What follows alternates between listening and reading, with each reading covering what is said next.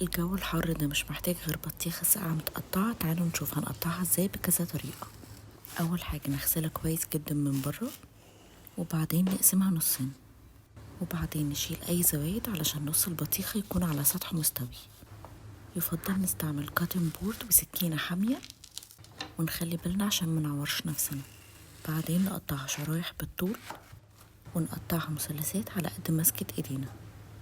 ودي اكتر طريقة مناسبة لو بتحبوا البطيخ بقشرته كده، لكن لو مش بتحبوا القشرة ممكن تشيلوها وتقطعوها صغير كده مكعبات او مثلثات. بالنسبة للبطيخ الاصفر طريقة تقطيعه اسهل بكتير جدا، لان قشرته خفيفة وهو نفسه حجمه صغير. وطبعا قلب البطيخة اللي من غير بذر معروف ان اللي بيقطع البطيخ هو اللي بياكله. ممكن برضو تقطعوا البطيخ شرايح بالطول، ممكن تسيبوه كده، وممكن تشيلوا القشر وتقطعوه مكعبات.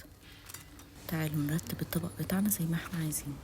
الشرايح المثلثة او المستطيلة على قد ايدينا، او نقطع المثلثات صغير شوية على قد ايدين الاطفال.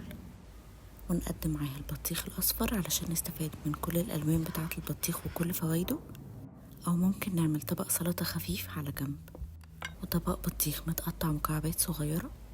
جربوا تعملوا ده في البيت وأوعدكم هتخلص في ثواني، وبالهنا والشفا.